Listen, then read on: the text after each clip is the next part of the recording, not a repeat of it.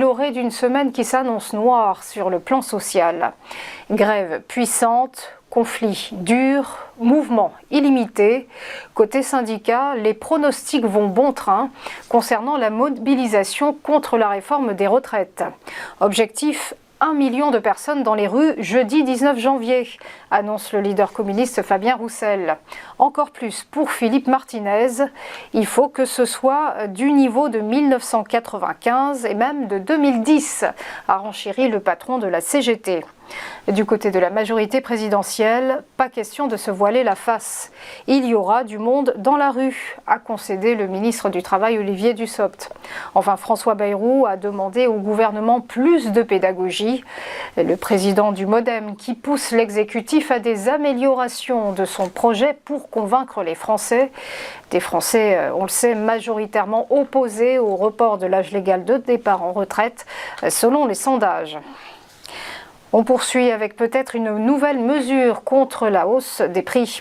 Après le chèque inflation, voici venir le panier anti-inflation. Gouvernement et grande distribution travaillent à ce projet pour lequel les discussions ne font que commencer. Une vingtaine de produits de première nécessité seraient concernés. Ils seraient vendus presque à prix coûtant.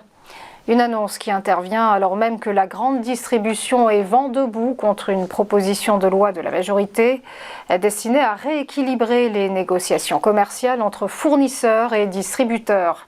Et fait rare, dans un communiqué commun ce dimanche, la plupart des grandes enseignes ont accusé le texte d'encourager, je cite, dramatiquement et durablement l'inflation.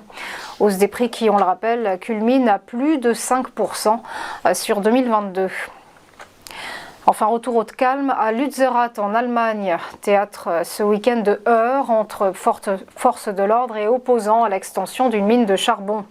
Parmi eux, la militante suédoise Greta Thunberg. Près de 70 membres des forces de l'ordre ont été blessés lors de ces affrontements, a déclaré la police allemande.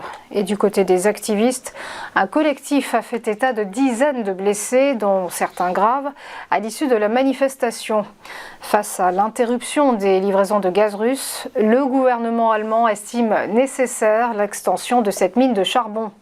Les détracteurs du projet, eux, dénoncent le recours aux énergies fossiles, responsables des émissions de gaz à effet de serre et donc du réchauffement climatique. On en vient au point bourse, le rappel de la clôture des marchés vendredi dernier.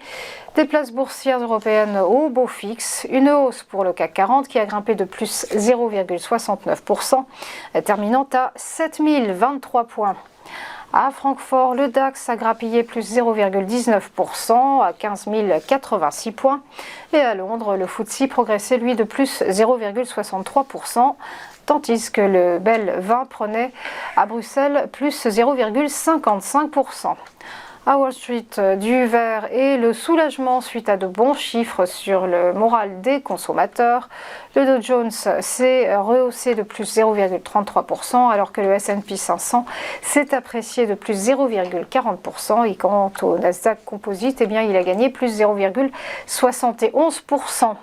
Enfin, un mot du Nikkei ce matin, l'indice japonais qui cède moins 1,14% à sa clôture. On va marquer une première pause et on va se retrouver juste après pour ChronoCAC.